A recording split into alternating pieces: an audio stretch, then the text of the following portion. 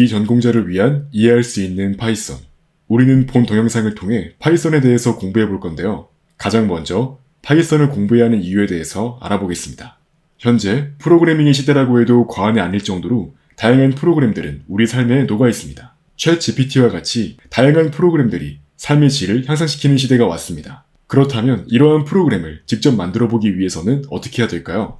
이를 위해 가장 먼저 프로그래머와 프로그램의 개념에 대해서 이해할 필요가 있습니다.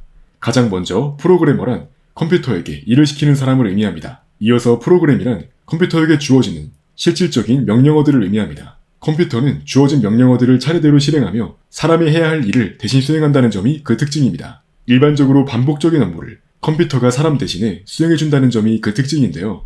프로그래머와 프로그램의 관계는 프로그래머가 필요한 프로그램을 개발하는 관계라고 할 수 있습니다. 그렇다면 프로그래밍 언어는 무엇일까요? 미국인에게 일을 시키려면 영어라는 언어를 사용해야 하듯이 컴퓨터에게 일을 시키려면 C 언어나 자바와 같은 프로그래밍 언어를 이용해야 합니다. 즉 프로그래밍 언어란 컴퓨터가 이해할 수 있는 언어이며 프로그래머가 컴퓨터에게 명령을 내리기 위해서 이러한 프로그래밍 언어를 사용한다고 이해할 수 있습니다. 즉 프로그래머가 컴퓨터가 처리해줬으면 좋을 내용을 프로그래밍 언어를 이용해 코드로 작성하여 컴퓨터에게 부탁하는 거죠.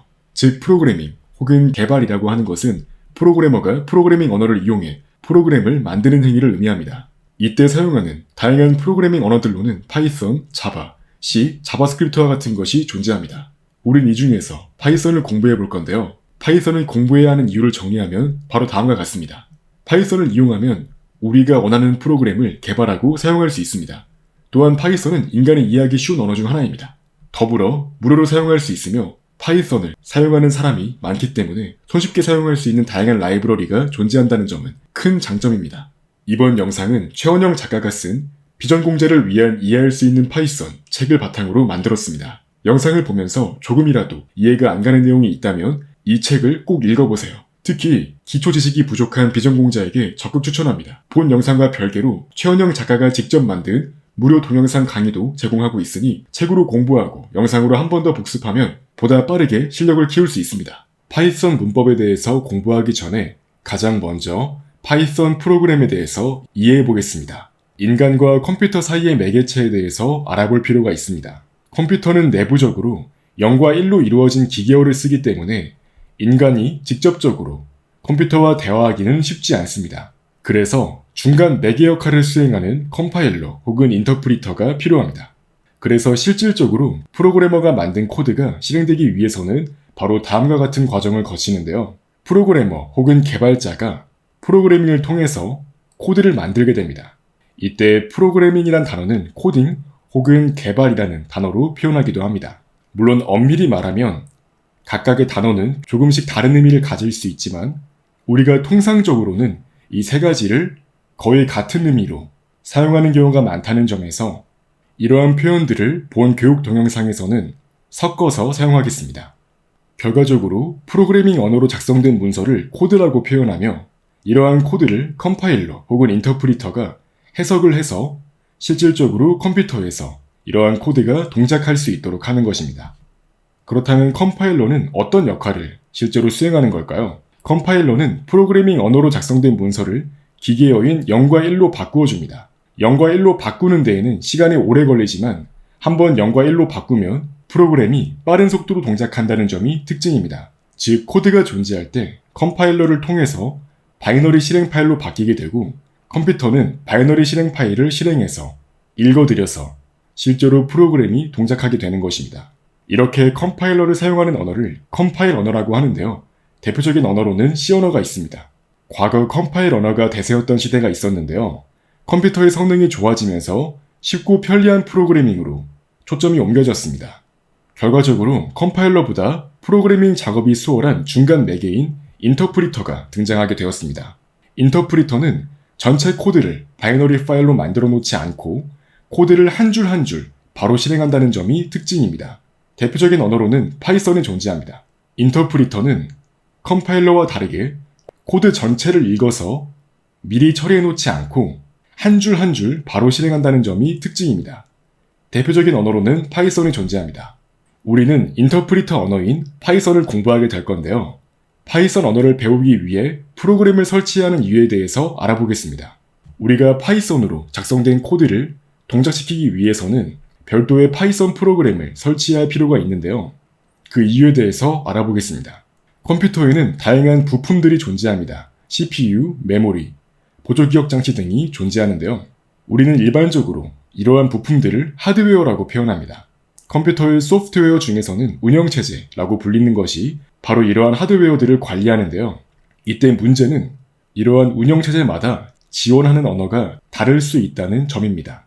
우리는 흔히 어떠한 운영체제를 사용하든 파워포인트, 엑셀과 같은 프로그램을 이용하곤 하는데요. 사실 내부적으로는 이러한 프로그램을 실행하는 것은 다양한 회사에서 제공하는 환경과 연관성이 있습니다. 예를 들어 마이크로소프트는 윈도우즈라는 OS를 제공하는데요. 이러한 운영체제는 기본적으로 C샵과 C++과 같은 프로그래밍 언어를 메인으로 지원합니다. 그래서 똑같은 파워포인트 프로그램이라고 하더라도 바로 이러한 언어를 이용해서 개발을 해야 윈도우에서 동작하는 프로그램이 될 수 있다는 것입니다. 반면에 애플사에서 판매 중인 맥OS와 iOS 같은 경우는 오브젝트-C나 스위프트 같은 언어를 이용해서 코드를 작성해야 정상적으로 실행할 수 있는 것이 기본입니다. 이어서 안드로이드 운영체제 같은 경우는 구글에서 관리하고 있는데요. 비슷하게 자바와 코틀린을 이용해서 프로그램을 개발할 수 있도록 제공하고 있습니다. 그래서 동일한 동작을 하는 프로그램이라고 하더라도 이러한 운영체제 환경에 맞게 적합한 프로그래밍 언어를 골라서 개발을 하는 것이 기본이기 때문에 프로그래머 입장에서는 동일한 기능을 여러 프로그래밍 언어로 다시 개발해야 한다는 점에서 여간 피곤한 일이 아닐 수 없습니다. 다시 말해 각 운영체제별로 프로그램을 만드는 작업은 여간 힘든 작업이 아닙니다. 그래서 이러한 문제를 해결해서 큰 인기를 얻은 프로그래밍 언어로는 자바, 파이썬 등이 존재하는데요. 개발자는 하나의 언어로 하나의 프로그램만 만들면 되기 때문에 상대적으로 편리합니다.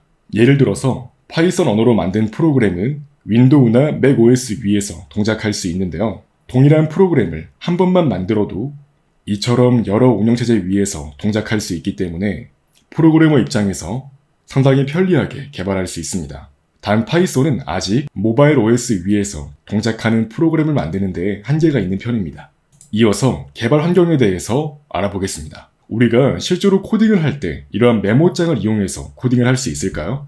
비슷한 예시로 한번 A4 용지 100페이지 분량의 문서를 작성한다고 가정해 보겠습니다. 우리가 단순 메모장을 사용한다면 아주 불편하게 문서 작업을 해야 합니다.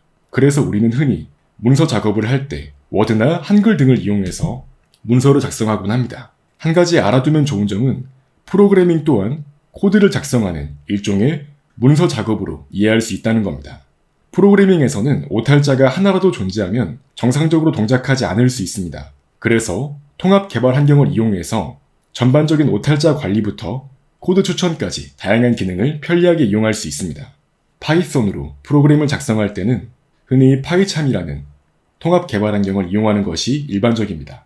우리가 일상적인 업무를 할 때 사용하는 문서 편집 도구로는 한글과 MS 워드와 같은 것이 존재하고요. 비슷하게 프로그래밍 언어용 문서 편집 도구로는 파이참과 비주얼 스튜디오 코드와 같은 것이 존재합니다.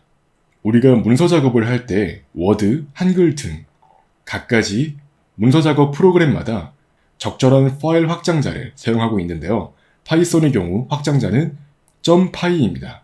다시 말해 컴퓨터는 파일 이름에서 이 .py 부분을 보고 파이썬으로 작성된 문서라고 판단합니다.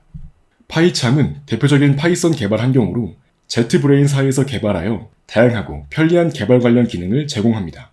다음과 같이 파이참 공식 홈페이지에 접속해서 파이참을 다운로드할 수 있습니다.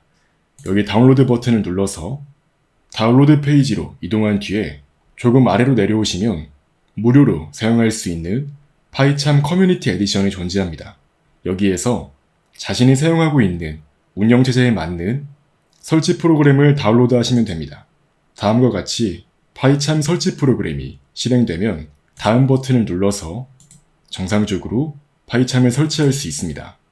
저는 이와 같이 기본적인 설정 그대로 설치를 진행하겠습니다. 그러면 다음과 같이 설치가 진행되는 것을 확인할 수 있습니다. 다음과 같이 설치가 완료되면 파이참 개발 환경을 실행할 수 있습니다. 파이참 개발 환경이 실행되면 New 프로젝트를 눌러서 새로운 프로젝트를 실행할 수 있습니다. 가장 먼저 프로젝트의 이름을 설정할 수 있는데요. 저는 다음과 같이 파이썬 튜토리얼이라고 이름을 짓겠습니다. 이어서 크리에이트 버튼을 눌러서 프로젝트를 실행할 수 있습니다. 또한 기본적으로 현재 컴퓨터에 파이썬이 설치가 되어 있어야 합니다. 저는 파이썬 3.10 버전이 설치가 되어 있기 때문에 다음과 같이 파이썬 버전에 3.10 버전의 파이썬이 나오는 것을 확인할 수 있습니다. 만약에 파이썬이 설치되어 있지 않으신 분은 파이썬을 먼저 설치해 주시면 되는데요.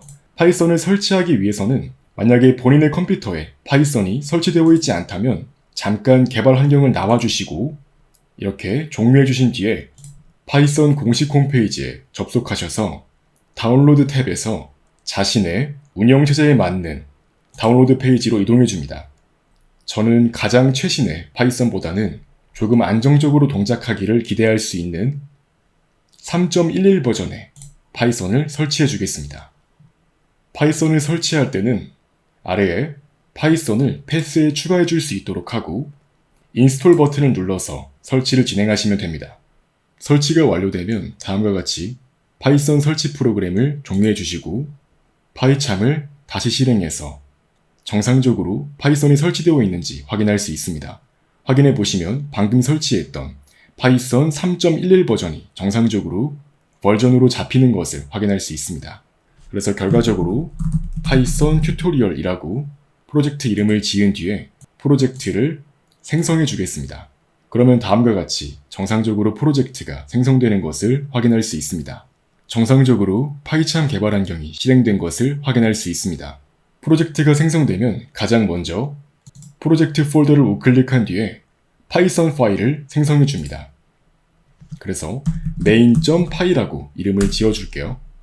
화면을 확인해 보시면 이렇게 오른쪽에는 코드를 작성하는 부분이 존재하는 것을 확인할 수 있고 이 왼쪽에는 프로젝트를 관리하는 영역이 존재하는 것을 확인할 수 있습니다. 가장 먼저 기본적인 프로젝트 환경 설정을 위해서 메인 메뉴를 클릭하신 뒤에 환경 설정, 즉 세팅스에 들어갑니다. 이어서 에디터에 폰트로 들어오시면 기본적으로 우리가 작성하는 코드의 크기를 설정할 수 있습니다. 저는 사이즈를 17 정도로 설정해 주겠습니다.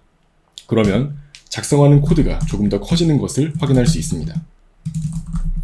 이제 다음과 같이 hello python이라고 코드를 작성해 줄 수 있습니다. 여러분도 한번 다음과 같이 프린트 hello python이라고 동일하게 코드를 작성해 주세요. 이어서 오른쪽 위에 실행 버튼이 존재합니다. 이것을 클릭하면 정상적으로 코드가 실행되는 것을 확인할 수 있습니다. 코드 실행 결과를 확인해 보시면 hello python이라고 정상적으로 우리가 작성한 코드가 실행되는 것을 확인할 수 있습니다. 즉, 다시 한번 화면을 정리하자면 왼쪽엔 프로젝트를 관리하는 영역이 존재하고 오른쪽에는 코드를 작성하는 영역이 존재하며 아래쪽에는 코드를 실행한 결과 등이 나오는 것을 확인할 수 있습니다. 또한 참고로 아래쪽에 보시면 터미널 탭이 존재하는 걸 확인할 수 있는데요. 이 터미널 탭을 클릭해 보시면 간단하게 터미널을 이용해 볼 수 있습니다. 한 가지 알아두면 좋은 점은 과거에는 마우스로 클릭하는 것 대신에 명령어를 이용해서 컴퓨터를 제어하곤 했습니다. 수십 년 전에는 컴퓨터가 그러한 형태로 동작을 했는데요. 이렇게 명령어로 컴퓨터를 제어하는 방식을 커맨드 라인 인터페이스라고 합니다. 추후에 애플과 마이크로소프트에서 마우스, 폴더, 파일 등의 그래픽을 접목한 운영체제를 만들었고 그것이 지금 우리에게 익숙한 윈도우 10이나 맥 등이 이에 해당합니다. 이렇게 그래픽을 이용해서 직접 클릭을 하는 등으로 컴퓨터를 제어하는 방식을 그래픽 유저 인터페이스라고 합니다. 이러한 GUI의 시대가 열린 이후에도 프로그래머들은 여전히 커맨드 라인 인터페이스를 함께 사용하고 있습니다. 대표적인 커맨드 라인 인터페이스로는 이 윈도우즈에는 명령 프롬프트, 파워쉘, 그 다음에 윈도우즈 터미널이 존재하고요. 맥 OS에서도 이와 같이 터미널을 제공합니다. 간단하게 터미널 창에서 ls라고 입력해 보겠습니다. 그러면 메인 경로에 존재하는 파일들의 목록이 나오는 것을 확인할 수 있습니다. 현재 경로에 .idea 폴더, 가상환경 폴더, 그리고 main.py라고 방금 우리가 만들어 주었던 파이썬 파일이 존재하는 것을 확인할 수 있습니다. 이제 파이썬으로 컴퓨터에게 일을 시키는 과정을 간단하게 요약해 보겠습니다. 프로그래머는 파이참을 이용해서 실질적으로 코드를 작성해서 개발을 진행하고요. 이러한 코드를 실행한다는 것은 바로 파이썬 프로그램에 존재하는 인터프리터가 이러한 코드를 한 줄씩 이해하고 실행하는 것을 의미합니다. 그래서 이런 식으로 코드가 작성되어 있다고 하면 이러한 코드를 한 줄씩 확인하면서 이해하고 실행하는 것이 우리가 설치했던 파이썬 프로그램의 인터프리터가 하는 역할이라고 이해할 수 있습니다. 이제부터 실질적인 파이썬 프로그래밍을 진행해 보겠습니다. 가장 먼저 컴퓨터가 데이터를 이해하는 방법인 자료형에 대해서 알아보겠습니다. 우리가 흔히 쇼핑몰 웹사이트에 접속하면 옷, 이름, 가격, 리뷰 정보 등이 존재합니다. 컴퓨터는 기본적으로 사람과 다르게 한눈에 데이터의 유형을 파악하기가 어렵습니다. 우리는 웹사이트에 접속하면 이런 식으로 제품의 이미지가 존재하고 그 제품의 이름이 문자열로 쓰여 있으면서 가격 또한 이렇게 자연수 형태로 쓰여 있는 것을 한눈에 이해할 수 있는데요. 컴퓨터는 특정한 데이터가 실수인지 문자열인지 이러한 정보를 내부적으로 가지고 있어야 정상적으로 데이터를 이해하고 처리할 수 있습니다. 즉 컴퓨터가 데이터를 유형별로 구분할 수 있도록 만든 체계를 자료형이라고 합니다. 파이썬에서 빈번히 사용되는 6가지 자료형은 다음과 같습니다. 문자열 자료형, 정수형, 실수형, 참거짓형, 리스트, 딕셔너리가 대표적입니다. 가장 먼저 문자열에 대해서 알아보겠습니다. 파이썬에서 특정한 데이터가 문자열임을 알려주려면 따옴표를 쓰면 됩니다. 이때 큰 따옴표와 작은 따옴표 모두를 사용할 수 있으며 큰 따옴표나 작은 따옴표를 적고 그 안에 데이터를 넣으면 됩니다. 바로 이와 같이 코드를 작성해 볼 수 있는데요. 파이썬은 재미있어요. 프로그래밍 이렇게 2가지 문자열을 각각 큰 따옴표와 작은 따옴표를 이용해서 코드를 작성해 보았습니다. 2가지 경우 모두 정상적으로 문자열로 처리된 것을 확인할 수 있고 실행했을 때 이처럼 파이썬은 재미있어요. 프로그래밍이라고 우리가 의도한 대로 출력되는 것을 확인할 수 있습니다. 이런 식으로 어떠한 문자열을 작성한 뒤에 프린트를 찍어서 간단하게 문자열의 내용을 출력해 볼 수 있는 것입니다. 다만 기본적으로 파이썬에서는 큰 따옴표와 작은 따옴표를 문자열 데이터임을 명시할 때 쓰고 있기 때문에 문자열 내부에 큰 따옴표나 작은 따옴표가 들어가는 경우에는 바로 다음과 같이 처리할 수 있습니다.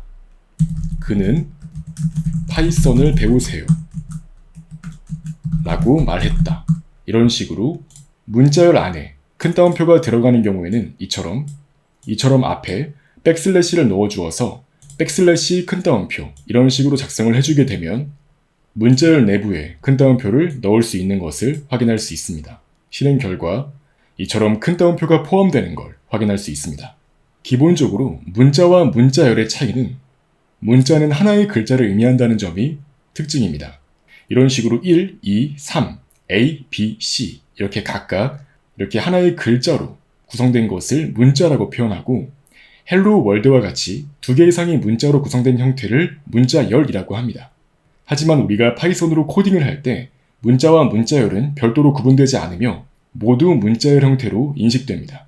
즉, 한 글자짜리 문자를 만들어도 그것은 문자열 자료형이 됩니다. 이어서 문자열의 연산에 대해서 알아보겠습니다. 문자열에 특정한 수를 곱하는 경우 해당 문자열이 반복된다는 점이 특징입니다. 이어서 문자열끼리 덧셈을 수행하면 문자열이 서로 이어지는 것을 확인할 수 있습니다. 아래 코드를 확인해 보시면 ABC에 5를 곱하게 되면 ABC, ABC, ABC, ABC, ABC가 되는 걸 확인할 수 있고 ABC에다가 DEF를 더하면 이렇게 2개가 쭉 이어진 결과가 나오는 것을 확인할 수 있습니다. 이어서 파이썬에서는 다음과 같이 수 자료형을 표현할 수 있습니다. 큰 따옴표나 작은 따옴표가 없는 상태로 수를 적으면 파이썬은 2를 수로 인식하게 됩니다. 다음과 같이 간단한 코드를 작성해서 프로그램을 실행해 보겠습니다. 실행해 보시면 30.2라고 단순하게 수를 넣어서 실수형 자료형을 사용하는 걸 확인할 수 있습니다. 30.2를 그대로 출력할 수 있고 여기에 10.4를 더해서 40.6 또한 정상적으로 출력되는 것을 확인할 수 있습니다. 이때 정수란 소수점을 가지는 수이고 실수는 소수점을 가지지 않는 수입니다.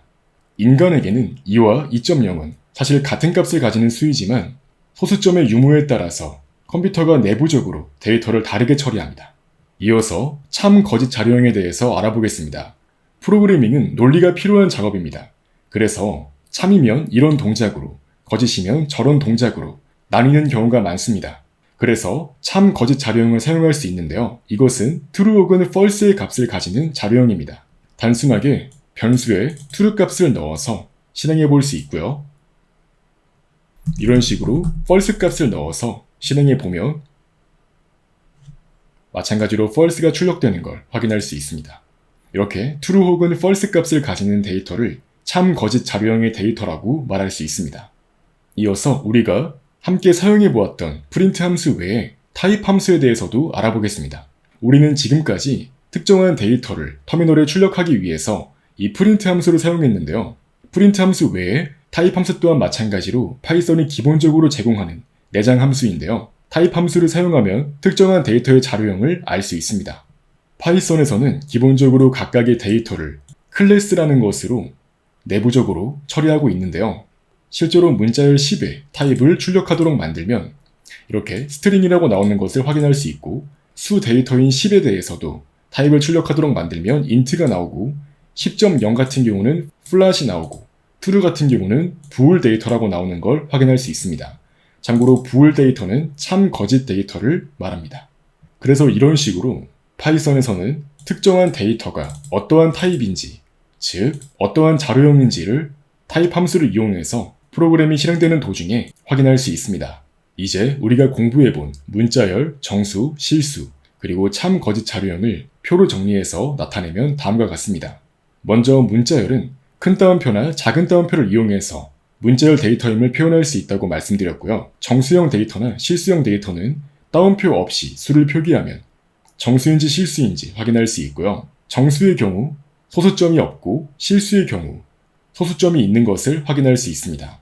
이어서 참, 거짓 자료형은 true 혹은 false를 이용해서 표현할 수 있습니다. 이때 첫 글자는 대문자로 표현하는 것이 파이썬에서의 약속입니다. 이제 본격적으로 프로그래밍을 공부하기 위해서 변수와 상수에 대해서 알아보겠습니다. 프로그래밍에서 상수란 변하지 않는 값을 의미합니다. 이때 특정한 문자열이나 정해진 실수값들 3.14, 파이와 같은 수학적인 기호나 값이 이에 해당하곤 합니다. 반면에 프로그래밍에서 변수란 어떠한 데이터를 담는 상자의 개념으로 사용합니다. 즉, 변수란 변할 수 있는 데이터, 상수란 변할 수 없는 데이터를 의미합니다. 아래 그림은 변수를 사용하는 예시가 그려져 있는데요. for라고 해서 하나의 변수를 만든 다음에 거기에 20이라는 값을 넣으면 20이라는 데이터가 담기듯이 변수의 값이 담기는 것을 확인할 수 있습니다.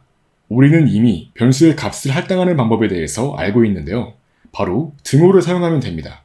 이것을 바인딩이라고도 표현하는데요. 특정한 변수가 어떠한 데이터를 가리키도록 만드는 것을 의미합니다. 즉, variable이라는 변수에 문자열이라는 데이터를 담는 방법은 다음과 같습니다. 이 variable 등호 문자열이라고 표현해주게 되면 이 문자열 데이터가 variable이라는 변수에 담기는 것을 확인할 수 있습니다. 이어서 1, 2, 3을 담거나 456.123을 담거나 이런 식으로 특정한 데이터를 담을 수 있습니다. 즉, 프로그래밍에서 등호는 값을 할당하는 것을 의미합니다. 이 오른쪽에 있는 값을 왼쪽에 할당한다 라고 이해할 수 있습니다. 이제 우리가 왜 변수를 사용해야 하는지에 대해서 알아보겠습니다. 아래 보이는 코드는 동작 원리를 이해하지 않아도 괜찮습니다.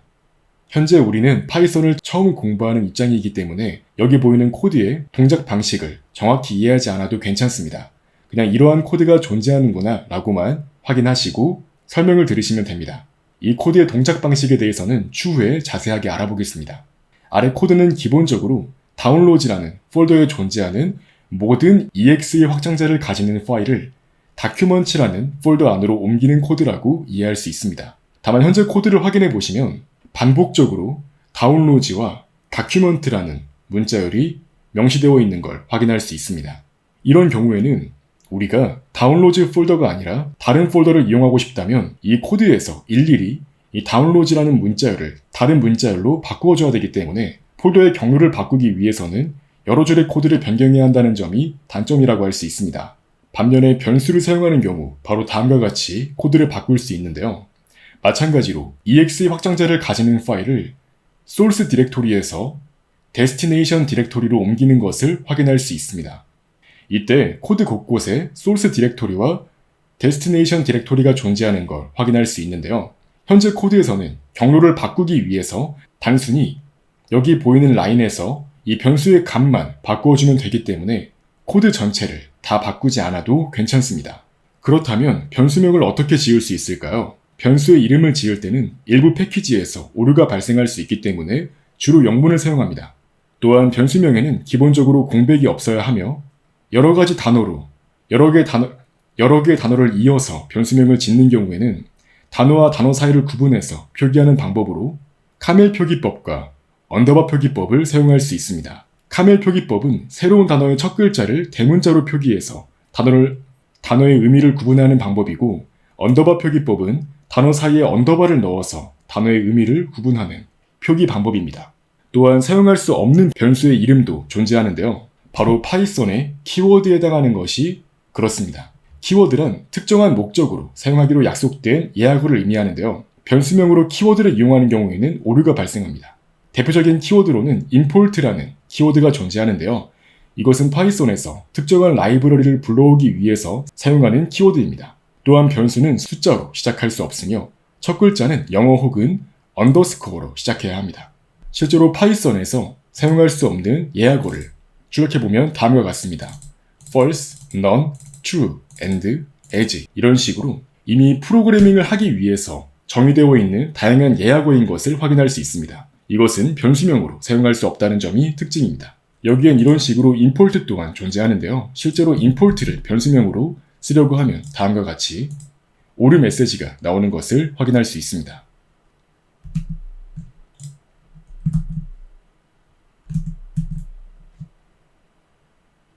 이어서 주석에 대해서 알아보겠습니다.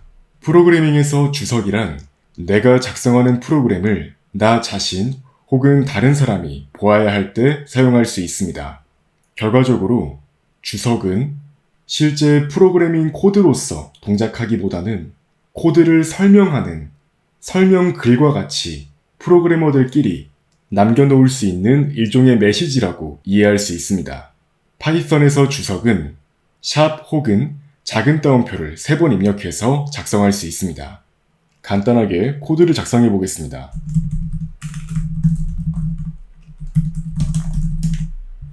이렇게 일반적으로 작성하는 코드는 주석이 아니기 때문에 정상적으로 프로그램 코드로서 동작하는 것을 확인할 수 있습니다.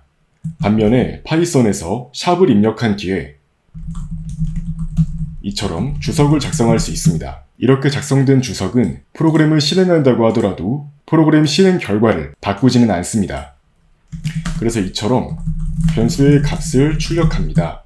와 같이 현재의 코드를 설명하기 위한 목적으로 사용할 수 있습니다. 또한 파이썬에서 여러 줄의 주석을 작성하기 위해서는 이처럼 작은 따옴표를 3개 입력해서 여러 줄의 주석을 작성할 수 있습니다. 이렇게 엔터를 눌러서 줄바꿈을 하더라도 여전히 전체가 주석 처리되는 것을 확인할 수 있습니다. 이어서 파이썬에서의 기본 입출력에 대해서 알아보겠습니다. 우리는 앞서 프린트 함수를 이용해서 특정한 변수의 값을 출력할 수 있습니다. 이어서 마찬가지로 내장 함수 중 하나인 input 함수를 이용하면 파이썬에서 특정한 변수의 사용자로부터 콘솔 창을 통해 입력받은 문자열을 특정한 변수에 할당할 수 있습니다. 즉, 사용자로부터 입력을 받을 때는 input, 특정한 내용을 프로그램 사용자에게 출력해주기 위해서는 print 함수를 이용할 수 있습니다. 현재 보이는 코드를 실행해보면 다음과 같이 먼저 name이라고 사용자로부터 이름 정보를 입력받는 걸 확인할 수 있습니다. 다음과 같이 존이라고 입력해보겠습니다. 컨택트에도 마찬가지로 임의의 핸드폰 번호를 입력해보겠습니다. 그러면 다음과 같이 이름과 연락처가 정상적으로 출력되는 것을 확인할 수 있습니다. input 함수 내부에 들어가는 문자열은 사용자로부터 어떠한 내용을 입력받을지 사용자에게 주어지는 일종의 안내 메시지라고 할 수 있습니다. 이제 본격적으로 프로그래밍을 공부하기 위해 연산자에 대해서 알아보겠습니다. 가장 먼저 연산자와 피연산자의 개념에 대해서 이해할 필요가 있는데요. 연산자란 연산을 수행하는 기호를 의미하며 피연산자란 연산에 포함되는 변수나 상수를 의미합니다. 예를 들어 a 플러스 b라는 식이 있을 때 A와 B는 P연산자에 해당하며 플러스는 연산자에 해당합니다. 즉 A와 B를 더한 값을 반환하는 일종의 연산식이라고 할 수 있습니다. 흔히 우리가 수학을 공부할 때 이 등호 기호는 같다라는 뜻을 가집니다. 반면에 앞서 설명드렸듯이 프로그래밍에서 등호 기호는 할당하다라는 뜻을 가집니다. 바로 이런 식으로 변수에 값을 넣어줄 때 등호 기호를 사용할 수 있었죠. 이처럼 할당할 때는 등호 기호를 기준으로 오른쪽에 있는 것을 왼쪽으로 할당한다는 점이 특징입니다. 즉, 위 코드에서는 다운로드라는 문자열을 소스 디렉토리에 할당하는 것을 확인할 수 있습니다. 또한 프로그래밍에서는 기본적인 4층 연산인 덧셈, 뺄셈, 곱셈, 나눗셈을 이용할 수 있습니다. 다음과 같이 코드를 작성한 뒤에 실행 결과를 확인할 수 있습니다. x에 7이라는 값을 넣고 이러한 x에 5를 더한 값을 y 플러스 1에 넣고 이러한 x에 마이너스 5를 한 값을 y2에 넣고 마찬가지로 x에 5를 곱한 값을 y3에 넣고 마지막으로 x에서 5를 나누어 준 값을 y4에 넣을 수 있습니다. 확인해 보시면 7 더하기 5를 해서 12가 출력이 되고 마찬가지로 7에서 5를 뺀 값인 2가 출력되고 7에서 5를 곱한 값인 35가 출력되고 마지막으로 7에서 5를 나누어 준 값인 1.4가 출력되는 걸 확인할 수 있습니다. 이처럼 나누기 연산을 수행할 때는 실수값이 나올 수 있다는 점이 파이썬에서의 기본적인 연산자의 특징이라고 할 수 있습니다. 이어서 프로그래밍을 할 때는 값을 비교해서 특정한 코드를 실행하도록 하는 경우가 많은데요. 이를 위해서 비교 연산자를 사용할 수 있습니다. 기본적으로 A와 B가 같은지 물어볼 때는 이렇게 등호를 2개 사용하고 A와 B가 다른지를 물어볼 때는 느낌표와 등호를 사용합니다. 그리고 A가 B보다 큰지 물어볼 때는 이와 같이 사용하는 것을 확인할 수 있습니다. 이러한 비교 연산자는 항상 그 결과값이 true 혹은 false로 나오는 것이 그 특징입니다. 즉, 앞서 공부했던 참 거짓 자료형으로 그 결과가 출력되는 것을 확인할 수 있습니다. 프로그램을 작성할 때는 다양한 비교 연산자를 사용할 수 있습니다. 두 값이 같은지 물어볼 때는 등호를 2개 사용하고 다른지 물어볼 때는 느낌표와 등호, 큰지, 작은지, 크거나 같은지, 작거나 같은지를 다음과 같이 기호를 사용하여 프로그램을 작성할 수 있습니다. 이 외에도 파이썬에서는 다양한 연산자가 사용될 수 있는데요. 앞서 설명드렸듯이 대입 연산자로는 등호를 사용할 수 있고 산술 연산자로는 다음과 같은 것을 사용할 수 있고 관계 연산자에 대해서는 방금 공부를 했으며 이외에도 논리 연산자와 축약 연산자에 대해서 알아보겠습니다.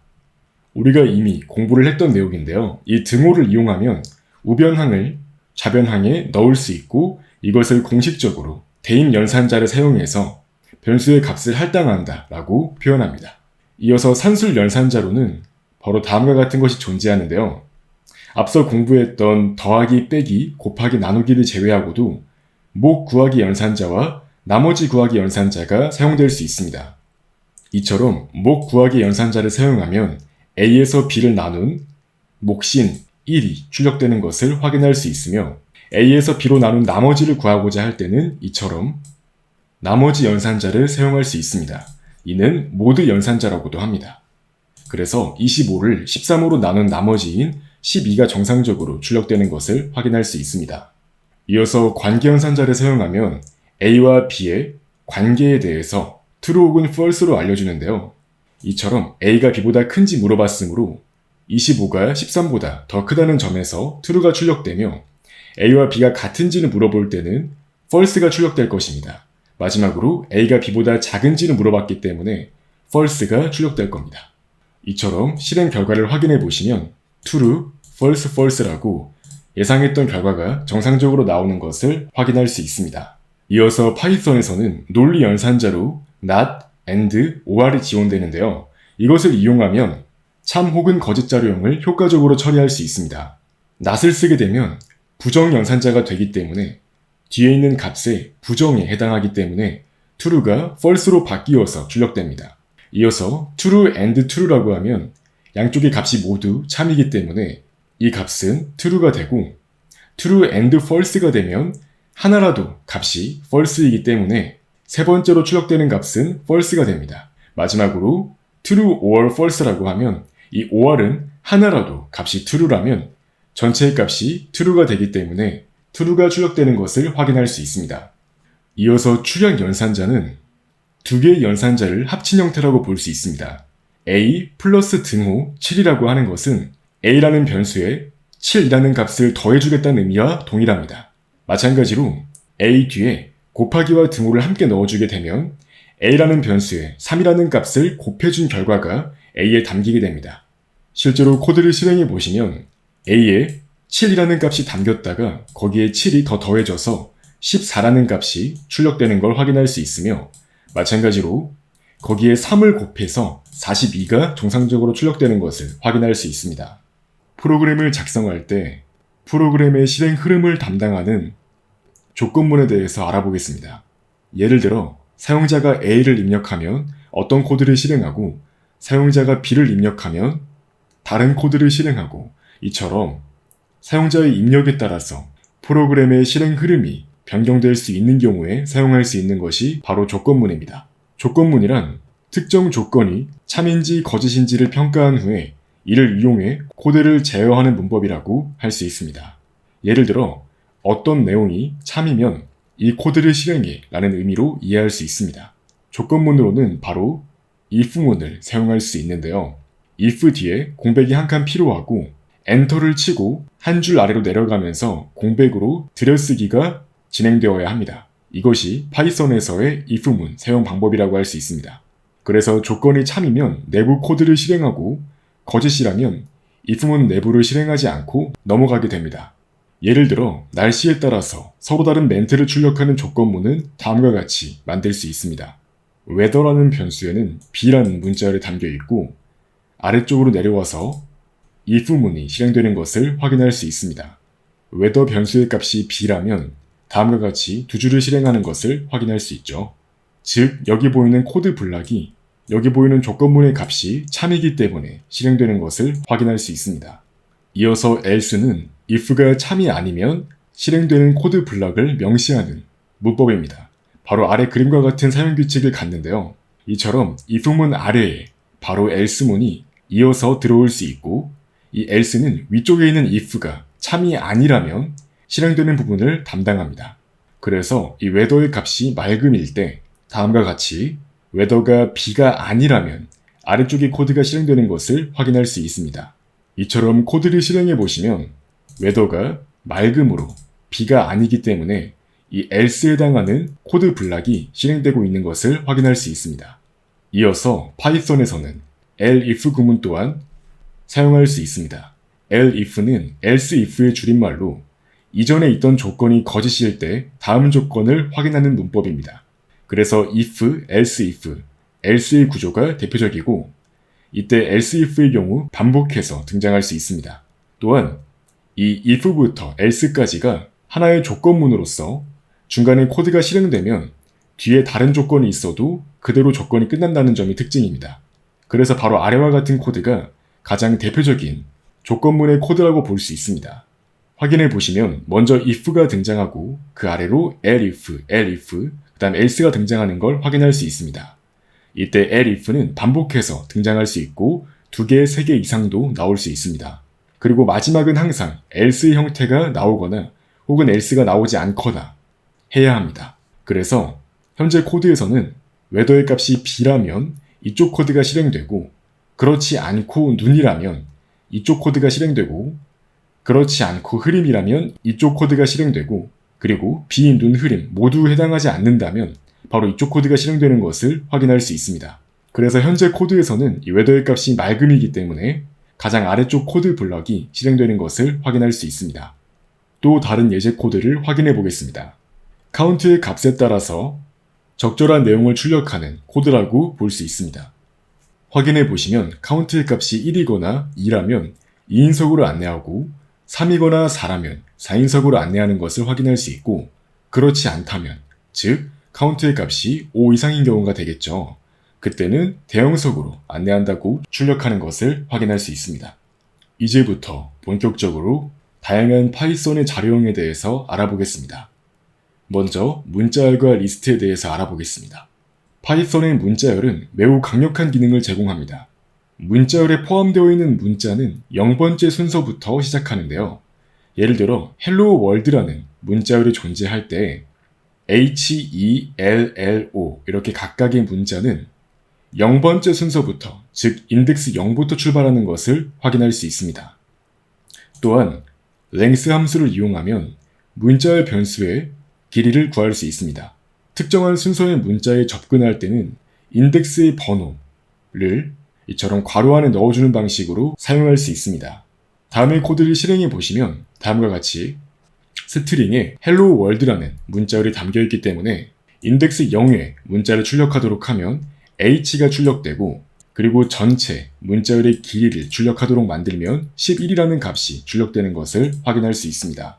이어서 인덱스 2의 값을 출력하도록 만들면 어떻게 될까요? 바로 세 번째 문자인 l이 출력되는 것을 확인할 수 있습니다. 즉 인덱스 0, 1, 2, 3, 4 이렇게 가기 때문에 만약에 인덱스 6을 출력하도록 만들면 다음과 같이 w가 출력되는 것을 확인할 수 있습니다. 이어서 파이썬의 문자열은 슬라이싱 기능 또한 제공하는데요. 슬라이싱을 이용하면 특정 범위의 문자열을 추출할 수 있습니다. 이때 시작 인덱스와 끝 인덱스의 형태로 문자열을 추출할 수 있고요. 끝 인덱스의 경우에는 1을 뺀 값까지 실질적으로 접근한다고 이해할 수 있습니다. 또한 이 세 번째의 값이 필요시 들어올 수 있는데요. 이 세 번째의 값은 스텝의 의미로서 몇 칸씩 점프하면서 데이터를 추출하고자 할 때 사용할 수 있습니다. 이러한 스텝의 값으로 음수를 넣으면 문자열의 역순으로 출력됩니다. 간단하게 현재 보이는 코드를 실행해 보겠습니다. 자, 실행해 보시면 첫 번째 코드에서는 인덱스 0부터 인덱스 4까지의 문자가 출력됩니다. 이 끝 인덱스의 경우에는 말씀드렸듯이 1을 뺀 값까지 실질적으로 접근되는 것을 확인할 수 있습니다. 그래서 인덱스 0, 1, 2, 3, 4까지에서 hello라는 문자열이 출력되는 것을 확인할 수 있습니다. 이어서 인덱스 0부터 인덱스 4까지 두 칸씩 건너뛰면서 출력하도록 만들면 H, L, O가 차례대로 출력되는 것을 확인할 수 있습니다. 그리고 끝 인덱스의 값으로 어떠한 값도 넣지 않으면 자동으로 제일 마지막 문자까지 다루는 것을 확인할 수 있습니다. 즉 H, L, O, W, R, D가 출력되는 것을 확인할 수 있습니다. 마찬가지로 인덱스 6부터 마지막 문자까지 출력하도록 만들면 world라고 출력되는 것을 확인할 수 있으며, 마찬가지로 인덱스 6부터 출발해서 끝에서 두 번째 문자의 앞까지 출력하도록 만들면 이 were가 출력되는 것을 확인할 수 있습니다. 이어서 인덱스 4부터 역순으로 문자를 출력하도록 만들면 OLLEH가 출력되어서 이렇게 올레라고 문자열이 출력되는 것을 확인할 수 있습니다. 이어서 문자열을 자를 때는 스플릿 함수를 사용할 수 있는데요. 대표적으로 사용되는 형식은 문자열.split입니다. 그래서 이 문자열 객체의 내장 메소드로 이 스플릿을 이용할 수 있는데요. 스플릿은 어떠한 문자열을 기준으로 문자열을 나눌지 설정할 수 있는데요. 이처럼 공백을 넣어주게 되면 띄어쓰기, 즉 공백을 기준으로 문자열이 나누어지는 것을 확인할 수 있습니다. 이때 스플릿 함수의 결과는 리스트 형태로서 반환되고, 이 리스트라고 하는 것은 인덱싱이 가능한 자료용 중 하나입니다. 그래서 hello world python이라는 문자열을 공백 기준으로 자르게 되면 차례대로 hello world python이라고 인덱스 0과 1과 2에 차례대로 담기는 것을 확인할 수 있습니다. 다음과 같이 hello world python이라는 문자열이 존재할 때 이 스트링을 공백 기준으로 나누어 주겠습니다. 그 다음에 출력하도록 만들어 주시면 이처럼 차례대로 hello world python이 공백을 기준으로 나누어져서 리스트 형태로 출력되는 것을 확인할 수 있습니다. 그래서 인덱스 0의 문자열을 출력하도록 만들면 hello라고 출력되는 걸 확인할 수 있고, 인덱스 1의 값을 출력하도록 만들면 world가 출력되는 것을 확인할 수 있습니다. 또한 설명드렸듯이 문자열은 작은 따옴표나 큰 따옴표를 이용해서 선언할 수 있고, 문자열 내에 작은 따옴표가 포함되어 있을 때는 이 전체를 큰 따옴표로 감싸면 되고, 문자열 내에 큰 따옴표가 포함되어 있을 경우에는 이 작은 따옴표로 전체 문자열을 감싸면 편리합니다. 그래서 현재 보이는 코드를 실행해 보시면 이처럼 이 작은 따옴표가 정상적으로 문자 형태로 출력이 되고 두 번째 문자열에 있는 이 큰 따옴표 또한 마찬가지로 이렇게 정상적으로 출력되는 것을 확인할 수 있습니다. 또한 문자열에서는 출력하기 어려운 문자를 출력하기 위해서 이스케이프 문자를 사용할 수 있습니다. 즉 이스케이프 문자는 일반적으로 처리하기 어려운 문자를 처리하도록 도와주는데요. 예를 들어 줄바꿈을 출력하도록 하고 싶을 때는 역슬래시 n을 이용하면 되고 작은 따옴표를 출력하고자 할 때는 역슬래시 작은 따옴표를 이용하고 큰 따옴표 또한 마찬가지입니다. 또한 역슬래시 그 자체를 출력하고자 할 때는 역슬래시를 2번 이용하고요. 탭을 출력하고자 할 때는 역슬래시와 t를 이용하면 됩니다. 바로 다음과 같이 예시를 확인해 볼 수 있는데요. 공지글이라고 쓰인 문자열 뒤에 줄바꿈을 넣고자 한다면 이처럼 역슬래시 n을 넣습니다. 이어서 오늘 새롭게 서비스가 런칭이라고 할 때 런칭에 작은 따옴표를 넣는 방법은 다음과 같습니다. 이어서 파일 경로라고 한 다음에 문자열 형태로 역슬래시를 출력하고자 할 때는 이처럼 역슬래시를 2번 이용하는 것을 확인할 수 있습니다. 이어서 파이썬의 리스트 자료형에 대해서 알아보겠습니다. 리스트는 데이터를 순서대로 넣을 수 있도록 해주는 자료형입니다. 이때 파이썬의 모든 자료형은 기본적으로 추후에 공부하게 될 클래스라는 것으로 구성되는데요. 리스트라는 것 또한 자료형이기 때문에 내부적으로 점을 찍어서 기능과 데이터를 사용할 수 있습니다. 즉, 내장 함수와 같은 것을 사용할 수 있다는 건데요. 자세한 내용은 곧 같이 공부해 보겠습니다. 이처럼 리스트는 인덱스 0부터 출발해서 1, 2, 3, 4 이런 식으로 쭉 나아가는데 각각의 내부 데이터는 문자, 정수, 실수, 참 거짓 자료형, 그 다음에 리스트의 원소로 리스트가 들어오는 것 또한 가능합니다. 즉 기본적으로 리스트는 많은 양의 비슷한 데이터를 순서대로 관리해야 할 때 사용할 수 있는 것이 기본입니다. 위쪽의 코드를 확인해 보시면 모두 비슷하게 90 근처의 값들이 차례대로 들어가 있는 것을 확인할 수 있습니다. 이처럼 전부 다 정수 형태의 데이터가 들어가 있는 걸 확인할 수 있는데요. 원한다면 리스트에 서로 다른 자료형이 들어가도록 하는 것 또한 가능합니다.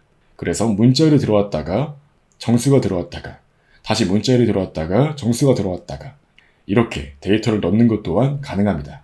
코드를 실행해 보시면 다음과 같이 리스트에 데이터가 담겼다가 정상적으로 출력되는 것을 확인할 수 있습니다. 파이썬의 리스트는 문자열과 마찬가지로 인덱싱을 진행할 수 있습니다. 사실 리스트와 문자열은 프로그램 내부적으로 봤을 때는 거의 유사하게 동작한다는 점이 특징입니다. 리스트에 포함되어 있는 원소는 0번째 순서, 즉 인덱스 0부터 출발하고 마찬가지로 length 함수를 이용해서 리스트 변수의 길이를 구할 수 있습니다. 그리고 특정한 순서의 원소에 접근할 때는 마찬가지로 괄호 안에 인덱스 번호를 넣어서 이러한 형태로 사용할 수 있습니다. 코드를 실행한 결과를 확인해 보겠습니다. 하나의 리스트가 존재할 때 이처럼 인덱스 0에 접근하면 정상적으로 98이라고 출력되는 것을 확인할 수 있습니다. 또한 마이너스 3을 넣어주게 되면 뒤에서부터 세 번째인 100, 94, 83 해서 이 세 번째인 83이 출력되는 것을 확인할 수 있습니다. 마찬가지로 리스트 자료형은 슬라이싱을 제공하는데요. 슬라이싱을 이용하면 특정 범위의 원소를 추출할 수 있습니다. 이때 시작 인덱스와 끝 인덱스를 넣어서 원소를 추출할 수 있습니다. 또한 마찬가지로 세 번째 값으로 스텝을 넣을 수 있습니다. 이처럼 스텝 값으로 음수를 넣으면 원소를 역순으로 출력하게 됩니다. 코드를 실행하면 다음과 같습니다. 하나의 리스트가 존재할 때 이 리스트에서 인덱스 0부터 인덱스 4까지의 원소만 추출해서 새로운 리스트로 만들면 바로 다음과 같이 리스트가 만들어지는 걸 확인할 수 있고 이렇게 구해진 98, 73, 83, 94, 100이라는 값이 담긴 리스트에서 인덱스 0부터 인덱스 2까지를 출력하도록 만들면 98, 78, 83이 출력되는 걸 확인할 수 있습니다. 이어서 인덱스 0부터 뒤에서부터 두 번째 원소의 앞까지 출력하도록 만들면 마찬가지로 98부터 83까지가 출력되는 것을 확인할 수 있습니다. 이어서 인덱스 4부터 인덱스 1의 뒤쪽까지 역순으로 출력하도록 만들면 100, 94, 83이 출력되는 것을 확인할 수 있습니다. 또한 파이썬의 리스트는 원소를 삽입하도록 만들어주는 append 함수를 제공하는데요. 기존에 구성된 리스트에 새로운 원소가 삽입될 때 이용할 수 있습니다. 즉 이런 어펜드 함수를 이용하면 가장 마지막 자리에 원소를 넣을 수 있습니다. 그래서 하나의 리스트를 초기화한 뒤에 88, 93, 97 이렇게 값을 차례대로 넣어주게 되면 이처럼 코드를 실행했을 때 차례대로 88부터 97까지의 값이 담기는 것을 확인할 수 있습니다. 이어서 insert 함수를 이용하면 특정한 위치에 원소를 넣어줄 수가 있는데요. 이렇게 98, 95, 100이라는 값이 담긴 리스트에 원소를 넣어볼 수 있습니다. 먼저 인덱스 1에 97을 넣게 되면 즉 이렇게 1과 97을 차례대로 넣어주게 되면 98과 95 사이에 값이 담기게 되고요. 마찬가지로 그 이후에는 0, 1, 2, 3이기 때문에 인덱스 4에 새롭게 원소를 넣어주게 되면 즉 마지막 위치에 원소가 담기는 것을 확인할 수 있습니다. 이어서 리스트에서 원소를 삭제하려면 이 delete 키워드를 이용할 수 있습니다. 그래서 98, 95, 100이 담겨 있을 때 첫 번째 원소를 제거해주기 위해서는 delete라고 넣어준 뒤에 리스트를 넣어주고 인덱스를 넣어주면 됩니다. 그러면 98이 제거되어서 95와 100만 남은 걸 확인할 수 있고요. 또한 마지막 위치의 원소를 제거해주면 95만 남는 것을 확인할 수 있습니다. 이어서 튜플 자료형에 대해서 알아보겠습니다. 튜플은 파이썬에서 제공하는 기본적인 자료형 중 하나인데요. 리스트와의 차이점은 다음과 같습니다. 리스트는 대괄호를 이용하지만 튜플은 소괄호를 이용합니다. 또한 리스트는 특정 원소를 변경할 수 있지만 튜플은 변경할 수 없다는 점이 특징입니다. 기본적으로 리스트가 튜플보다 더 많은 기능을 제공하고 튜플은 리스트보다 빠르게 동작합니다. 가장 큰 차이점이라고 한다면 튜플은 원소를 변경할 수 없다는 점인데요. 그렇기 때문에 원소를 변경할 필요가 없을 때 튜플을 이용하는 경우가 많습니다. 한번 다음과 같은 코드를 실행해 보겠습니다. 튜플에 홍길동, 이순신, 신립 이렇게 세 가지 문자열이 담겨 있는데요. 이때 단순히 튜플을 출력하도록 만들면 이처럼 튜플의 세 가지 원소가 모두 출력되는 걸 확인할 수 있고 첫 번째 원소를 출력하도록 만들면 정상적으로 홍길동이라고 출력이 되고 이어서 인덱스 0부터 1까지 원소를 출력하도록 만들어주면 홍길동과 이순신이 출력됩니다. 다만 리스트와 다르게 특정 원소의 값을 변경하는 것이 불가능합니다. 즉 한번 튜플은 값이 할당되고 나면 이처럼 원소를 변경하려고 할 때 오류가 발생하는 걸 확인할 수 있습니다. 오류 메시지를 확인해 보시면 튜플 오브젝트는 즉 튜플 객체는 원소 할당을 제공하지 않는다고 오류 메시지가 나오는 것을 확인할 수 있습니다.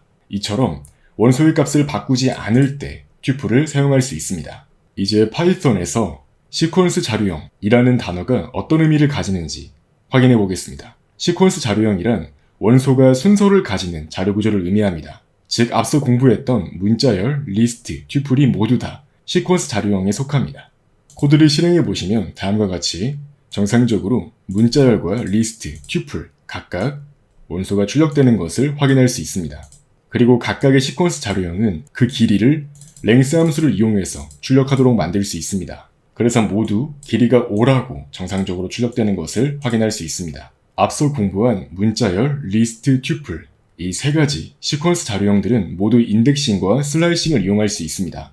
실행해 보시면 애플에서 첫 번째 원소인 A가 출력되는 것을 확인할 수 있고 인덱스 2부터 4까지 출력하면 PLE가 출력되는 것을 확인할 수 있습니다. 튜플 또한 마찬가지로 인덱싱과 슬라이싱이 각각 제공되는 것을 확인할 수 있습니다. 또한 시퀀스 자료형의 경우에는 플러스 연산자를 이용하면 두 개의 시퀀스를 더할 수 있고 즉 두 개의 시퀀스를 이어 붙일 수 있습니다. 이어서 곱하기 연산자를 이용하는 경우에는 시퀀스 자료형을 반복할 수 있습니다. 단 더하기 연산자를 사용할 때 서로 다른 시퀀스 자료형은 연결할 수 없습니다. 실행해 보시면 1, 2, 3과 4, 5, 6을 더하는 경우 1, 2, 3, 4, 5, 6이 정상적으로 튜플로 출력되는 걸 확인할 수 있고 1, 2, 3이 담겨있는 튜플을 4번 반복하는 경우 다음과 같이 1, 2, 3, 1, 2, 3, 1, 2, 3, 1, 2, 3이라고 출력되는 것을 확인할 수 있습니다. 반면에 이처럼 두 개의 시퀀스 자료형을 더할 때, 즉 이것을 concatenate이라고 표현하는데요. 이때는 같은 자료형끼리만 더할 수 있습니다. 예를 들어 리스트 자료형에는 리스트만 더할 수 있습니다. 즉 리스트에 튜플을 더하려고 했더니 이처럼 오류 메시지가 나오는 것을 확인할 수 있습니다. 또한 특정한 시퀀스 자료형에 어떤 원소가 포함되어 있는지 확인할 때는 in 키워드를 이용할 수 있습니다. 확인해 보시면 3이라는 원소가 리스트에 포함되어 있기 때문에 true가 리턴되고 7이라는 원소는 리스트에 포함되어 있지 않기 때문에 false가 리턴되는 것을 확인할 수 있습니다. 이제 프로그램에서 핵심이 되는 문법 중 하나인 반복문에 대해서 알아보겠습니다. 반복문은 말 그대로 특정한 코드 블럭을 반복하는 문법이라고 할 수 있습니다.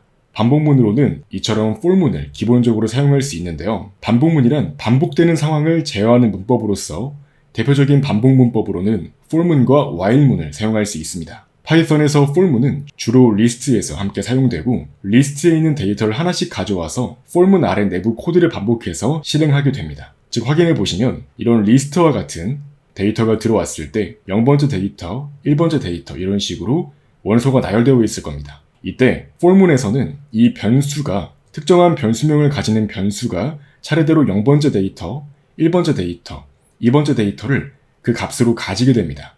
그러면서 매 데이터마다 아래쪽에 있는 코드를 반복하게 됩니다.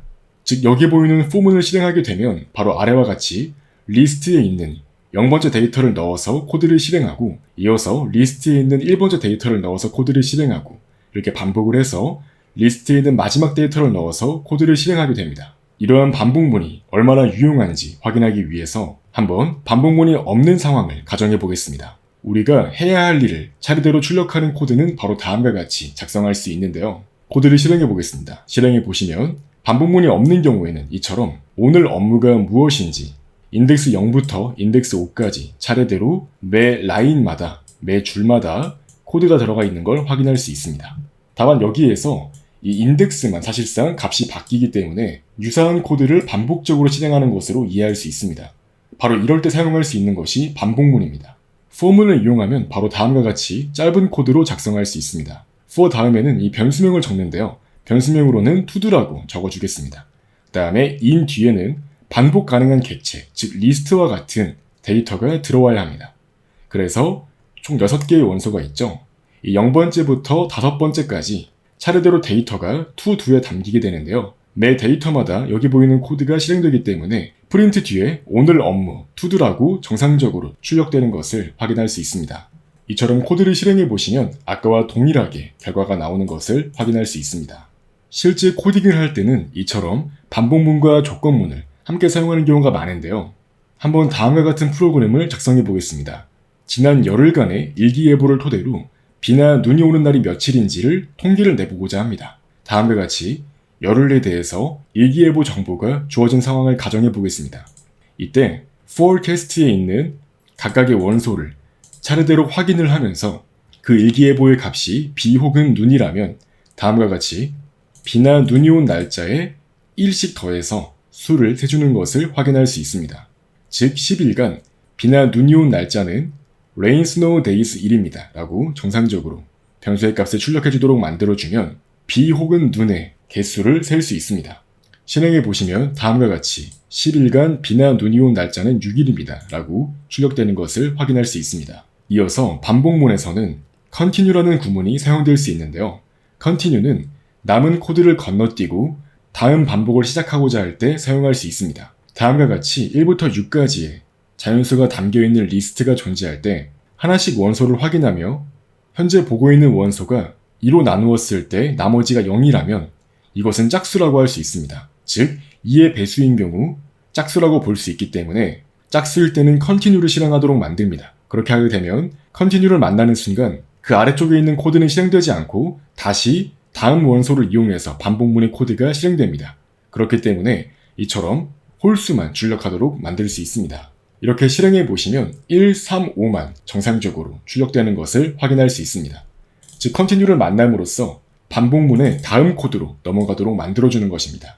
이어서 파이썬에서 반복문을 이용할 때 자주 사용되는 range에 대해서 알아보겠습니다. 반복문의 리스트 위치에는 반복 가능한 객체라면 어떤 것이든 올 수 있습니다. 예를 들어 튜플도 올 수 있죠. 이때 반복 가능한 객체를 만들 수 있는 클래스로는 이 range라는 것이 존재하는데요. range를 이용하면 간단하게 특정한 범위의 수를 생성할 수 있습니다. 이처럼 1월부터 12월까지 각각의 월이 존재하는 상황에서 각 달마다 강수량 정보가 rainfall이란 이름의 배열에 담겨있는 것을 확인할 수 있습니다. 즉 이때 원소의 개수가 12개이기 때문에 반복문을 실행할 때 0부터 10일까지 모든 수에 대해서 모든 수를 담고 있는 반복 가능한 객체를 만들어줄 필요가 있습니다. 이때 사용할 수 있는 것이 바로 range인데요. range라고 하고 12를 넣어주게 되면 자동으로 0부터 11까지의 값을 담고 있는 반복 가능한 객체가 만들어집니다. 그래서 i는 차례대로 0부터 11까지 데이터를 담게 되어서 이 rainfall에 0부터 11까지 각각 인덱스의 값을 확인해서 그 값이 50 이상이라면 강수량이 많았던 달이라고 출력하는 것을 확인할 수 있습니다. 코드를 실행해 보시면 값이 50보다 큰 경우인 6월과 7월에 대해서만 강수량이 많았던 달이라고 출력되는 것을 확인할 수 있습니다. 이어서 while문에 대해서 알아보겠습니다.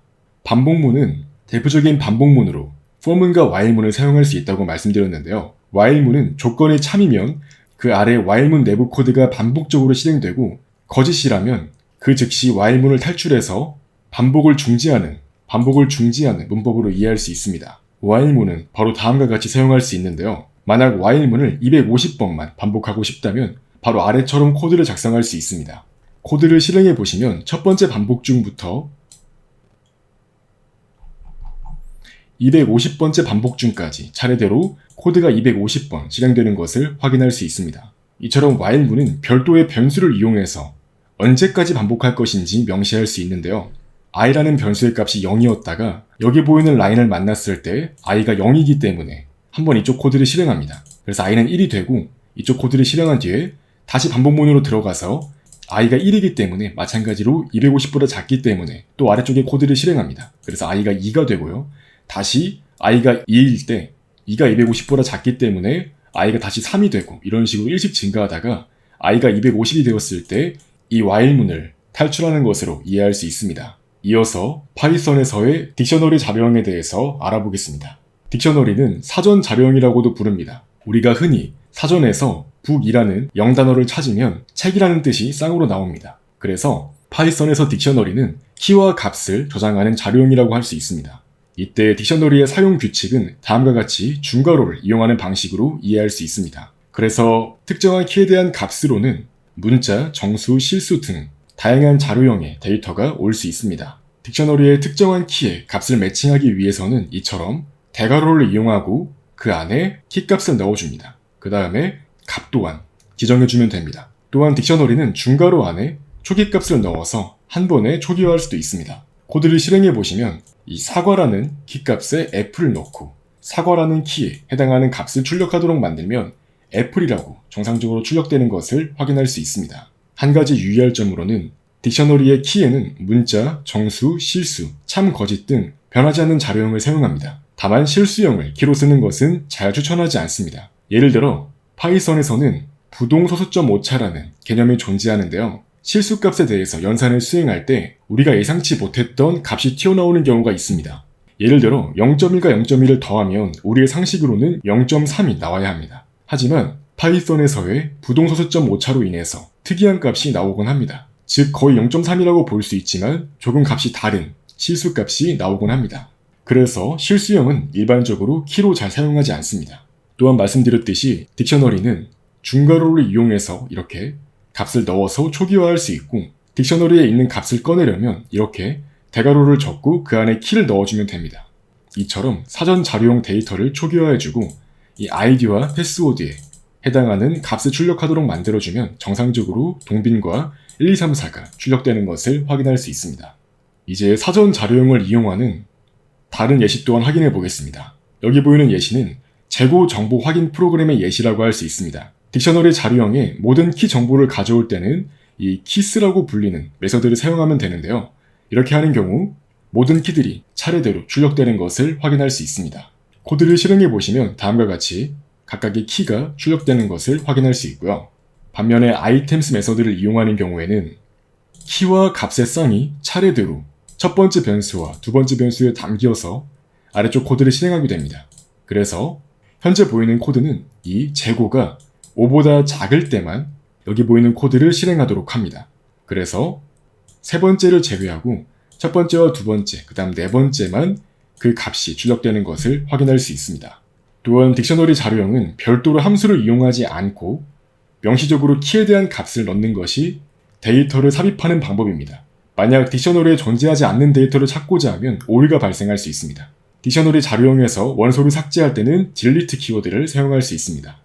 그래서 이처럼 3개의 원소를 넣어준 뒤에 특정 키값으로 접근할 수 있고, 원소를 삭제한 뒤에 다시 원소에 접근하고자 한다면 오류가 발생하는 것을 확인할 수 있습니다. 그래서 원소가 삭제된 이후에는 삭제된 키에 대해서 접근하고자 한다면 이처럼 키 에러가 등장하는 것을 확인할 수 있습니다.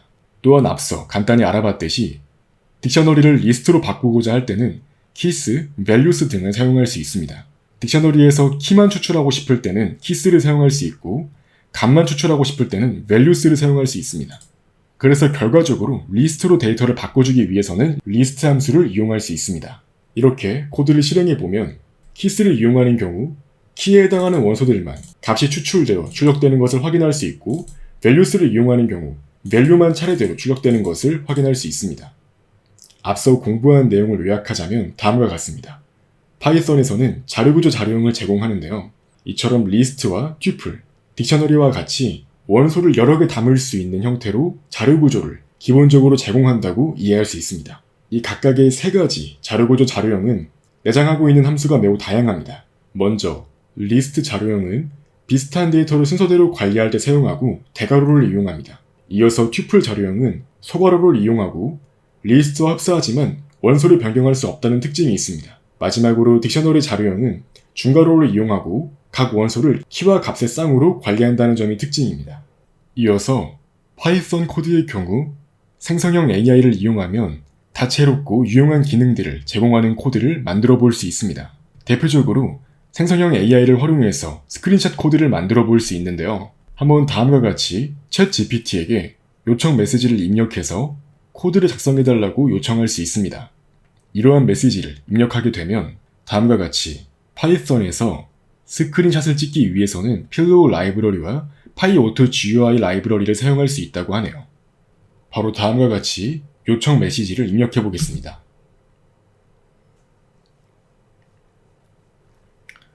그랬더니 가장 먼저 필요한 라이브러리를 설치하라고 하네요. 구체적으로 필로우와 파이오토 GUI를 설치할 수 있습니다. 이때는 메인 메뉴로 가서 프로젝트로 이동한 뒤에 파이썬 인터프리터를 열어줍니다. 그러면 다음과 같이 현재 사용 중인 인터프리터에 대해서 패키지를 설치할 수 있는데요. 바로 여기에서 더하기를 누른 뒤에 먼저 필로우를 검색해서 설치할 수 있도록 합니다. 이어서 파이오토 GUI 또한 검색해서 설치할 수 있도록 합니다. 그러면 다음과 같이 먼저 필로우가 정상적으로 설치되는 것을 확인할 수 있으며 파이오토 GUI 또한 설치가 완료되는 것을 확인할 수 있습니다. 이제 OK 버튼을 누르면 정상적으로 2가지 라이브러리를 사용할 수 있게 됩니다. 이제 다음과 같이 챗 GPT가 제공한 코드를 복사해서 넣어줄 수 있는데요. 실행해 보시면 정상적으로 스크린샷을 찍어서 특정한 파일명으로 이미지 파일을 세이브하는 것을 확인할 수 있습니다. 확인해 보시면 메인 경로에 스크린샷이 생긴 것을 확인할 수 있습니다. 열어보시면 정상적으로 화면이 캡처가 되어서 이미지 형태로 저장된 것을 확인할 수 있습니다. 챗 GPT는 다음과 같이 보다 복잡한 요청 또한 정상적으로 이해해서 코드를 제공해주는 것을 확인할 수 있습니다. 한번 다음과 같이 요청 메시지를 더 길게 표현해 보겠습니다. 파이썬을 이용해 5초 간격으로 총 1분 동안 12장의 스크린샷을 찍고 지정된 폴더에 파일을 저장하고 싶어 코드를 만들어줘 라고 해보겠습니다. 이렇게 입력한 결과 다음과 같이 정상적으로 코드를 작성해주는 것을 확인할 수 있습니다. 마찬가지로 코드를 복사해서 붙여넣기 한 뒤에 실행해 주겠습니다. 간단하게 코드의 내용을 설명드리자면 스크린샷이라는 이름의 폴더를 이 세이브 폴더라는 변수에 담아서 이처럼 폴더를 생성해 줍니다. 그리고 1분 동안 12장의 사진을 5초 간격으로 찍는 것을 확인할 수 있습니다. 이 타임 라이브러리에 슬립을 이용하게 되면 특정한 초만큼 코드를 실행하지 않고 대기하는 것을 확인할 수 있고, 그래서 매번 현재 시간을 기준으로 해서 파일명을 생성할 수 있습니다. 즉, 첫 번째 사진이라면 스크린샷 한 뒤에 1이라고 붙는 걸 확인할 수 있습니다. 그래서 사진을 찍은 뒤에 1번부터 12번까지 차례대로 각각의 파일명으로 스크린샷을 저장하는 것을 확인할 수 있습니다. 실제로 1분이 지난 뒤에 다음과 같이 메인 경로를 확인해 보시면 스크린샷이라는 폴더 안에 차례대로 12개의 이미지가 담겨 있는 것을 확인할 수 있습니다. 하나씩 열어보시면 정상적으로 화면이 캡처된 결과가 나오는 것을 확인할 수 있습니다. 이어서 함수에 대해서 알아보겠습니다. 우리가 프로그래밍을 할 때 가장 조심해야 하는 것은 동일한 기능을 가진 코드를 여러 번 적는 것입니다. 동일한 코드는 최대한 적게 적는 것이 코드의 길이가 줄어들기 때문에 유리합니다. 만약에 예를 들어 아래처럼 A 기능 코드가 1000곳에 적혀 있다고 가정해 보겠습니다. 그러면 A의 기능을 업데이트할 때마다 1000곳을 모두 수정할 필요가 있습니다. 바로 이러한 문제는 함수를 이용해서 해결할 수 있습니다. 예를 들어 A 기능을 구현하는 코드를 함수로 만들고 A 기능 코드 대신에 함수를 적습니다. 그러면 나중에 코드를 수정해야 할 때 함수에 담긴 코드만 바꾸면 됩니다. 이러한 함수는 어떻게 만들 수 있을까요? 직접 함수를 만들어 쓰는 방법은 다음과 같습니다. 먼저 코드상에 함수를 정의하는 키워드인 def를 적습니다. 이는 define의 약자인데요. 그 다음에 함수 이름을 적어주면 됩니다. 그리고 소괄호 안에 매개 변수를 넣어주고 마지막에 괄호를 닫고 콜론을 적습니다. 그리고 한 줄 띄어서 들여쓰기를 수행해서 실질적으로 수행할 코드를 넣어줍니다. 그 다음에 함수를 호출한 뒤에 리턴하고 싶은 데이터는 이 return이라고 적은 뒤에 데이터를 넣어주면 됩니다. 한번 대표적으로 함수의 사용 예시에 대해서 확인해 보겠습니다. A와 B와 C의 평균을 구하는 average of 3라는 이름의 함수를 구현해 보겠습니다. 확인해 보시면 def를 적은 뒤에 함수명을 적어주고 차례대로 매개 변수를 넣어줍니다. 즉 함수를 사용할 때 사용할 넣어줄 입력값이라고 할 수 있고요. 그 다음에 토탈에다가는 a 플러스 b 플러스 c를 3으로 나눈 평균값을 리턴하는 것을 확인할 수 있습니다. 실행해 보시면 10과 20과 30을 넣었을 때는 20.0이 출력되고 12와 24와 30을 넣었을 때는 22가 출력됩니다. 그리고 마찬가지로 100과 120과 300이 들어왔을 때는 이러한 값이 출력되는 것을 확인할 수 있습니다. 또한 한 가지 유의할 점은 함수를 사용할 때는 매개 변수의 수만큼 데이터를 넣어야 합니다. 즉 이렇게 함수를 정의할 때 a와 b를 입력으로 받겠다고 한 경우 실제로 함수를 호출할 때도 이렇게 두 개의 값이 들어가야 할 것입니다. 또한 함수마다 사용하는 매개 변수의 자료형이 실수, 문자열 등으로 정해져 있습니다. 그래서 함수를 쓸 때에는 어떤 매개 변수를 사용하는지 그 양식까지 함께 파악할 필요가 있습니다. 또한 함수를 만들 때 유의할 사항으로는 함수로 전달되는 변수가 없을 수도 있습니다. 또한 돌려줄 값이 없는 경우 리턴문이 없을 수도 있습니다. 예를 들어 더하기를 수행하는 함수 안에서 바로 프린트를 수행하는 경우 리턴 구문이 없어도 정상적으로 a 플러스 b가 화면에 출력됩니다. 실제로 코드를 실행해 보시면 이렇게 10과 20을 더한 값을 함수 내에서 바로 출력하도록 만들 수 있고 혹은 이렇게 리턴 구문을 넣어서 a 플러스 b를 함수가 리턴하도록 만들어 준 뒤에 이 결과값을 따로 함수를 호출한 뒤에 출력하도록 만들어주는 것 또한 같은 결과를 출력하는 것을 확인할 수 있습니다. 또한 파이썬에서 함수는 여러 개의 반환값을 가질 수 있습니다. 이때 튜플 형태로 리턴 값이 묶여서 반환되게 됩니다. 예를 들어 a와 b를 받아서 a와 b의 덧셈 결과, 뺄셈 결과, 곱셈 결과, 나누기 결과가 모두 한꺼번에 리턴되도록 만들 수 있습니다. 이 경우 함수를 호출할 때 이처럼 a, b, c, d라고 차례대로 4개의 값이 순서에 맞게 변수의 값으로 담기도록 만들어줄 수 있습니다. 실제로 코드를 실행해 보시면 7과 3에 대해서 4층 연산이 수행된 결과가 a, b, c, d에 차례대로 담겨서 출력되는 것을 확인할 수 있습니다. 또한 파이썬에서의 함수는 크게 내장 함수와 사용자 정의 함수로 나누어집니다. 내장 함수는 우리가 지금까지 사용했던 input, print, type과 같은 프로그래밍을 할 때 필요한 다양한 기본적인 함수가 포함되어 있고요. 반면에 사용자 정의 함수는 방금 우리가 직접 코드를 입력해서 만들었던 평균 구하기 함수, 더하기 함수, 4층 연산 함수 등이 여기에 속합니다.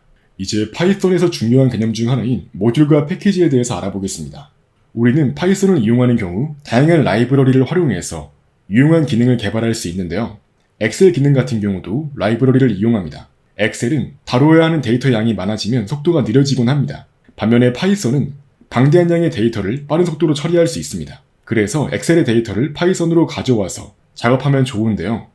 이러한 엑셀 연동 기능은 다행히도 누군가 미리 만들어 놓았습니다. 그래서 이런 말이 있죠. 바퀴를 다시 발명하지 말라 라는 말이 있습니다. 이처럼 누가 만들어 놓은 유용한 기능이 있다면 그것을 적절히 활용하는 것 또한 중요합니다. 다시 처음부터 만들 필요가 없다는 의미이죠. 실제로 우리가 필요로 하는 대부분의 코드들은 이미 누군가 만들어 두었습니다. 이미 만들어진 코드의 집합을 패키지 혹은 라이브러리라고 합니다. 프로그래밍을 할 때는 다양한 패키지가 실제로 무료로 제공되고 있기 때문에 적절한 패키지를 필요할 때 사용하는 것 또한 프로그래머에게 필요한 자질이라고 할 수 있습니다. 실제로 프로그래머는 코딩을 할 때 이 파이썬 파일을 여러 개로 나누어서 코딩을 합니다. 그래서 각 코드가 적혀있는 파일 하나를 모듈이라고 합니다. 그리고 이러한 모듈을 여러 개 묶은 것이 바로 패키지입니다. 한번 파이썬의 기본 라이브러리 중 하나인 math를 이용해 보겠습니다. math는 기본적으로 floor, square root, power와 같은 기본적인 함수들을 제공합니다. 그래서 floor는 버림 함수이고요.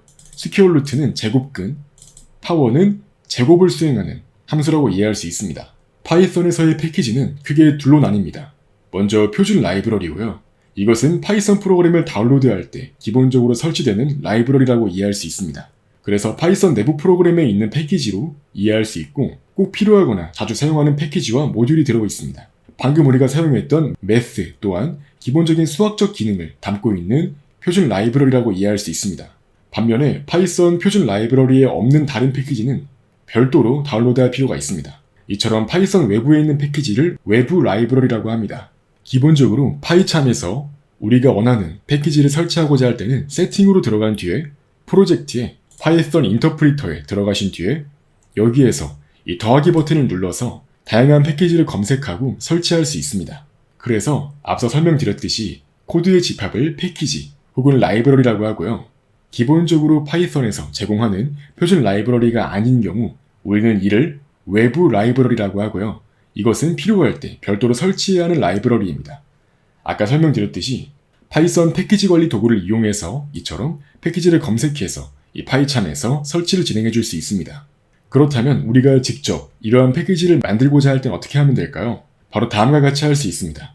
사용자 정의 모듈은 우리가 직접 만든 모듈 파일을 의미합니다. 이때 당연히 존재하지 않는 모듈 파일을 불러오려고 하면 오류가 발생하고요. 한번 다음과 같이 프로젝트 폴더 안에 하나의 파이썬 파일을 만들어 주겠습니다. 그래서 라이브러리라고 이름을 지어 주었고 다음과 같이 하나의 함수를 넣어 주었습니다.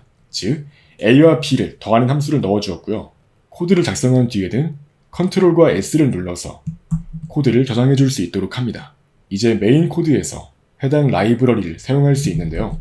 다음과 같이 라이브러리를 임포트 해준 뒤에 이 라이브러리에 포함되어 있는 함수를 이 점을 이용해서 불러와 사용할 수 있습니다.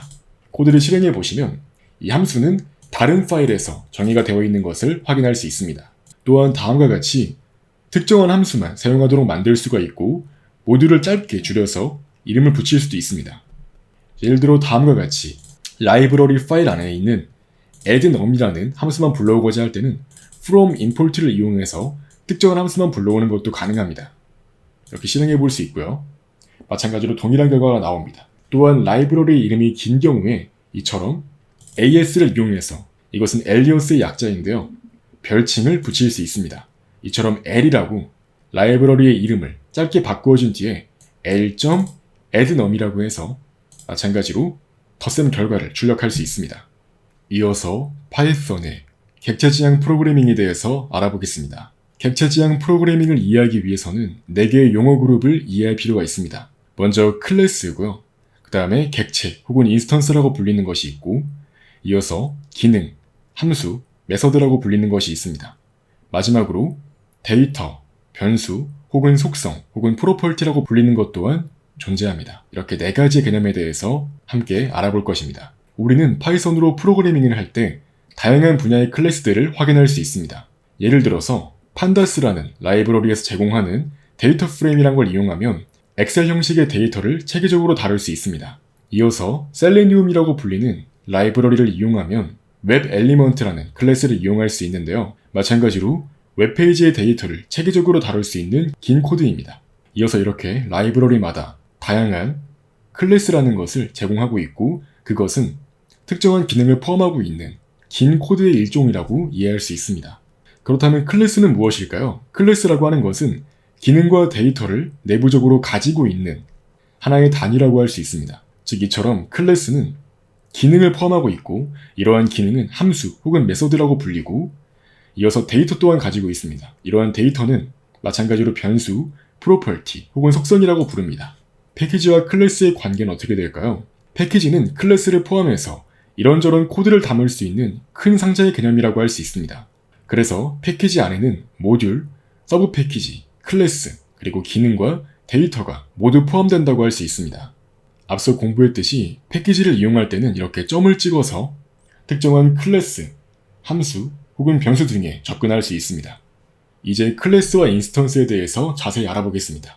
흔히 클래스는 틀, 인스턴스는 실제 변수를 의미합니다. 이때 인스턴스는 객체라고도 부르는데요. 우리가 흔히 붕어빵을 먹을 때는 붕어빵 틀을 만들어 놓고 그 붕어빵 틀에서 유사한 모양의 붕어빵들이 실제로 나오게 돼서 우리가 이것을 먹게 됩니다.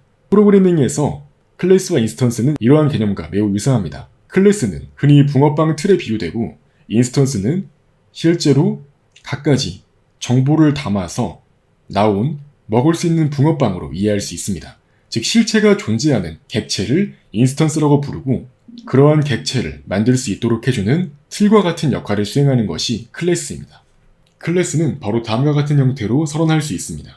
클래스라고 키워드를 넣어준 뒤에 클래스 이름을 넣어주고 내부적으로 멤버와 메서드를 명시할 수 있습니다. 이때 멤버라고 하는 것은 클래스 내에서 사용되는 변수가 되고 메서드는 클래스 내에서 사용되는 함수를 의미합니다. 즉 기존의 변수는 멤버, 함수는 메서드라고 조금 다른 이름으로 표현되는 것을 확인할 수 있습니다. 이렇게 일종의 틀, 즉 클래스를 정의한 뒤에는 이러한 클래스를 이용해서 실제로 인스턴스를 생성할 수 있습니다. 한번 다음과 같이 코드를 작성해 보겠습니다. 코드를 실행해 보시면 이 my class라고 하는 클래스를 정의한 뒤에 이것으로 인스턴스를 만들 때는 이렇게 my class 한 다음에 괄호를 넣어 주어서 실제 객체를 초기화할 수 있습니다. 이어서 객체에 포함되어 있는 변수에 접근할 때는 점을 찍어주고 변수의 이름을 넣어줍니다. 이어서 클래스가 가지고 있는 함수 또한 사용할 수 있는데요. 마찬가지로 점을 찍어준 뒤에 메서드의 이름을 명시해서 메서드를 불러와 사용할 수 있습니다.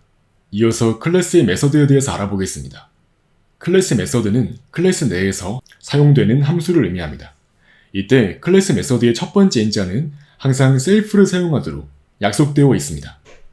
그래서 클래스 내부에서 자기 자신의 변수나 메서드 등을 이용할 때는 점을 찍어주고 이렇게 셀프라고 명시한 뒤에 점을 찍어줘서 변수나 함수에 접근할 수 있습니다.